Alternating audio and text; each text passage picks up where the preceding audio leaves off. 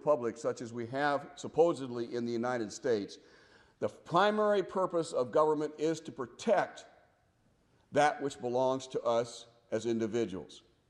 Protect us from the wrongdoings of government and to protect us from the wrongdoings of each other. The protection of private property rights, since private property is the foundation of liberty, is the key purpose of our government. And we see this scattered throughout the writings of our founding fathers. James Madison, for instance, basically said that the government is instituted to protect private property of every sort, as well as that which lies in the various rights of individuals. This being the end of government, that alone is a just government, which impartially secures to every man whatever is his own. This is the basis of our Constitution, of our liberties, is private property rights. Why are they important? Fundamentally, if you look at the Soviet Union, and Michael Shaw basically talked about the Soviet system of being unresponsive to the people. But if we look, and they have no private property rights. If we look at the Soviet Union as the example of the antithesis as to what the United States founding fathers originally assumed, is that the Soviet method controlled its people, not through the KGB, although that was the ultimate control, but through the control or the lack of private property rights. Because if one person opposed the government, that person could be denied a place to live by the local commissar. He could be denied a place to work. He could be denied the ability to live because the private property rights was controlled by the government, not by the individual. And as a result, the control of the Soviet Union was not at the point of a gun, although that was ultimately their final control, but by controlling private property rights. The question before we get into why smart growth does not work is to define where does it come from? How come we have it? And I want to spend a little bit of time on this. Primarily, the first source comes from what is known as the IUCN, the International Union for the Conservation of Nature. And United Nations is not part of the United Nations systems. It is an advisor to the United Nations and the international community at large. It also comes from non-governmental organizations, the Sierra Club, the Nature Conservancy. Many of your socialist types of organizations are also fully involved in bringing us smart growth. And finally, the U.S. federal government.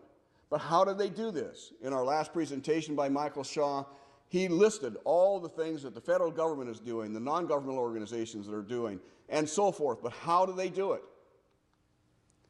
Well, fundamentally, it comes out of the basic philosophy of the United Nations, which came out of Habitat 1 in Vancouver, May 31st through June 11th, 1976, where it says that land cannot be treated as an ordinary asset, like we assume it is. It cannot be controlled by individuals. Private land ownership is also a principal instrument of accumulation and the concentration of wealth and contributes to social injustice. Going on, it says, if unchecked, it may become a major obstacle in the planning of development schemes.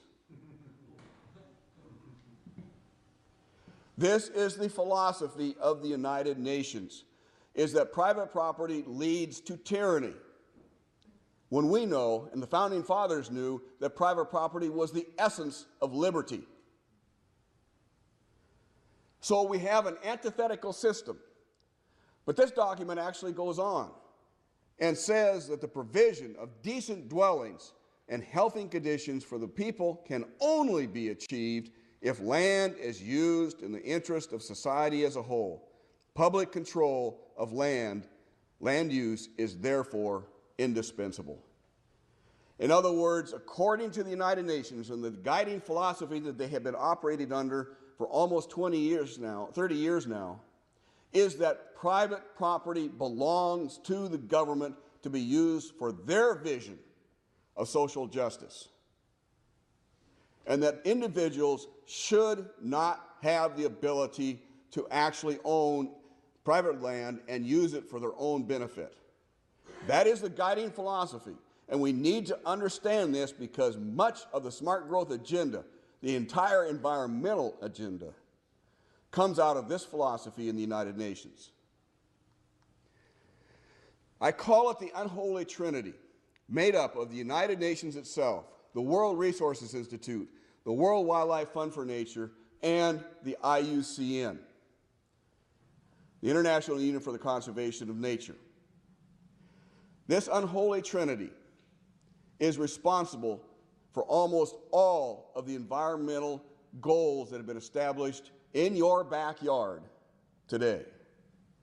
How can that be possible without the coordination between the federal agencies and the non-governmental organizations?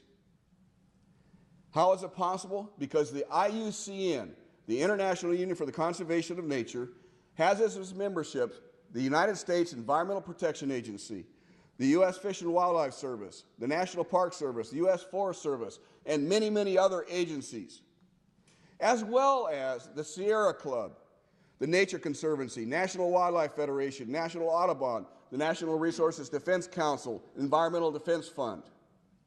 All of these are members of the IUCN, as well as the United Nations Environmental Program, the United Nations Development Program, UNESCO, and other United Nations organs.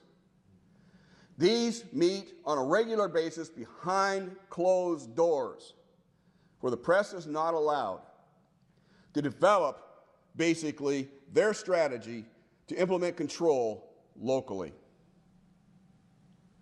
For those of you who have been in the military, you begin to understand this is the classic flanking action of any military campaign, is to flank the enemy, cut them off from their resources, and defeat them. And this is what has been used for the last 30 years through changes in federal law and regulations, not by Congress, although Congress is complicit as well, but by the agencies themselves. At the same time, the same agenda is being fed to us by a multitude, a plethora of non-governmental organizations that come out from every direction possible, where it looks like this whole concept of smart growth, environmentalism, is coming to us from a host of different directions, when in fact it's all being planned out of a central organization known as the IUCN, the International Union for the Conservation of Nature. For instance, the IUCN, the World Resources Institute, and so forth, along with the federal agencies and non-governmental organizations, many, many years ago, 30 years ago, began to plan environmental law. It's not that we shouldn't protect the environment. We do have a stewardship obligation. It's our future. But there's two ways of actually protecting the environment. One is the Soviet method that you heard about with Michael Shaw, where you have groups that are not accountable to the citizenry making decisions for the citizens, bypassing the elected form of government, or you can do it through the constitutional mechanism of private property rights and other mechanisms where you're protecting the environment, protecting private property rights, protecting free trade, and a number of other things, accomplishing the same thing and probably much more effectively with the latter than the former. But about 30 years ago, they began to plan this strategy with the Clean Air Act, the Endangered Species Act, the Clean Water Act, the wetlands regulations. Also, at the international level, the Kyoto Protocol, the Convention on Desertification, the Convention on Biological Diversity, and as we saw in our last speaker, Agenda 21. All of these then go into creating, in 1993-94, the President's Council on Sustainable Development, almost one-half of the membership of which were also members of the IUCN. They then begin to change federal law, existing federal law and regulation, including sustainable development as we see it today. You begin to see a process that's going on here.